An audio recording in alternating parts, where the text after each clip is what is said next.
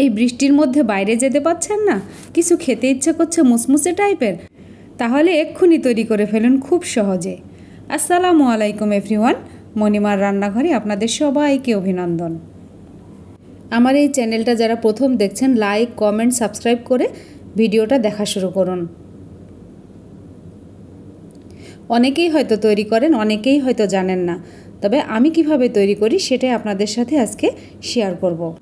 এটা যারা খাননি তারা অবশ্যই একবার তৈরি করে খেয়ে দেখবেন, বারবার খেতে ইচ্ছে করবে। আর যারা খেয়েছেন তারা তো এর স্বাদ বুঝেনি। আমি যেমন প্রায় সময়ই তৈরি করি, আর বৃষ্টির সময় হলে তো মাস্ট আমি তৈরি করবই। আর আজকে বৃষ্টির দিনে আপনাদের সাথে এটা আমি শেয়ার করছি, যেন ঘরে বসে বৃষ্টিটাকে খুব ভালোভাবে উপভোগ করতে পারেন। চলুন তাহলে এটা কি এবং কিভাবে তৈরি করব সেটা আমরা দেখে নেই। এটা সবার ঘরেই থাকে, দেখে এতক্ষণ বুঝে গেছেন এটা চিড়া। আমি এক বাটি চিড়া নিয়েছি, এই চিড়াগুলোকে আমি ভাজবো। সরিষার তেল দিব, এখানে সরিষার তেলটা দিলে বেশি স্বাদ হবে। সরিষার তেল না থাকলে সয়াবিন তেল দিয়েও ভাজতে পারবেন, তবে স্বাদের একটু তারতম্য হবে। পরিমাণ মতো তেল দিব, এখানে খুব বেশি তেলের প্রয়োজন হয় না। এখানে কিছু মশলা কুচি করে নিয়েছি, সেগুলো এক এক করে আমি দিয়ে দিব। আদা একটু মোটা সাইজ করে কুচি করেছি, সেটা দিয়ে দিলাম। রসুন কুচি করে নিয়েছি 3-4 কোয়া, সেটা দিয়ে দিলাম। 2টা পেঁয়াজ কুচি করে নিয়েছি একটু মোটা সাইজ করে। মরিচ কুচি করে নিয়েছি, দিয়ে দিলাম। এগুলো একটু নরম হওয়া পর্যন্ত অপেক্ষা করব। আর পেঁয়াজ যে মোটা হয়ে আছে সেগুলো খুলে যাওয়া পর্যন্ত আমি তেলের উপরে নাড়তে থাকব। খুব বেশি ভাজার প্রয়োজন নেই, কাঁচা থাকতে আমি একটু লবণ দিয়ে দিব। লবণের পরিমাণটা কিন্তু খুব বুঝে দিতে হবে, চিড়াতে লবণ খুব কম লাগে। হলুদ দিয়ে দিলাম সামান্য পরিমাণ। আর লবণটা এই সময় দিতে হবে, তাহলে চিড়ার সঙ্গে লবণটা খুব ভালোভাবে মিশবে। একটু নেড়ে নিলাম, এবার চিড়া দিয়ে দিব।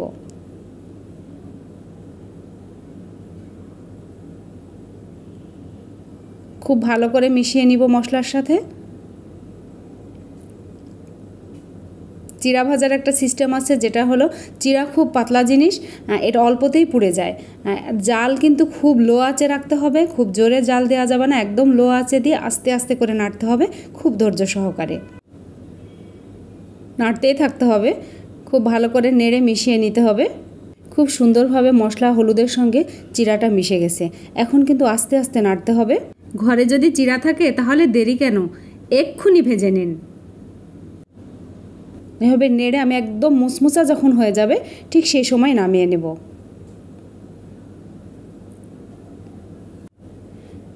আমি একটু দেখে নিব যে লবণ ঠিক আছে কিনা, ঝাল লবণ সব ঠিক আছে। এখন আরেকবার টেস্ট করে দেখব যে চিড়াটা মচমচা হয়েছে কিনা। এটা কিন্তু চানাচুরকেও হার মানাবে। আপনারা চানাচুর অস্বাস্থ্যকর পরিবেশে এটা না খেয়ে ঘরে বসে এটা ভেজে খাবেন, দেখবেন স্বাস্থ্যসম্মত হবে, খেতেও ভালো লাগবে। আর একবার দেখব মচমচা হয়েছে কিনা। তবে অনেক গরম, একটা বাটিতে নিব একটু। একদম পারফেক্ট মচমচা হয়ে গেছে। আমি চুলা অফ করে দিয়েছি, নামিয়ে নিব। এটা কিন্তু আমার আম্মা প্রচুর আমাদের খাওয়াতো, আগে বাড়িতেই চিড়া কুটতো, কুটে সব সময় আম্মা ভাজতো। আর বৃষ্টির সময় আসলে তো কোনো কথাই নাই, এভাবে করতো। আমি একটা বাটিতে নিয়ে নিলাম। যাদের বাচ্চারা হোস্টেলে থাকে, মেসে থাকে, তাদের এইভাবে ভেজে দিতে পারেন। সময়ে অসময়ে ওরা একটু খেয়ে, পানি খেয়ে আবার পড়াশোনা করতে পারবে। আবার নিজেদেরও যখন একটু খিদা লাগে, এটা খেয়ে পানি খেলেই কিন্তু খিদাটা নিবারণ হয়ে যায়। বিকেলে চায়ের সাথেও এটা খেতে পারেন। এটা আমার বরেরও খুব পছন্দ। আমি ভেজে একটা বয়ামে করে রেখে দিই, কাচের বয়ামে করে রাখলে 1 মাস মতো খুব ভালো থাকে। মজাদার একটা খাবার। চানাচুর খেয়ে পেট নষ্ট না করে এটা খান, দেখবেন পেট ভালো থাকবে। আমার তো আর তর্স হয়েছে না, আমি এক্ষুনি খাওয়া শুরু করে দিয়েছি। ভিডিওটা ভালো লেগে থাকলে লাইক, কমেন্ট, শেয়ার করুন ফ্রেন্ডস অ্যান্ড ফ্যামিলির মাঝে। যারা নতুন তাদের শিখতে সুবিধা হবে। এতক্ষণ মণিমার রান্নাঘর দেখার জন্য আপনাদের আন্তরিক ধন্যবাদ জানাই।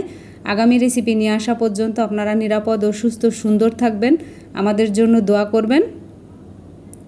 আল্লাহ হাফেজ।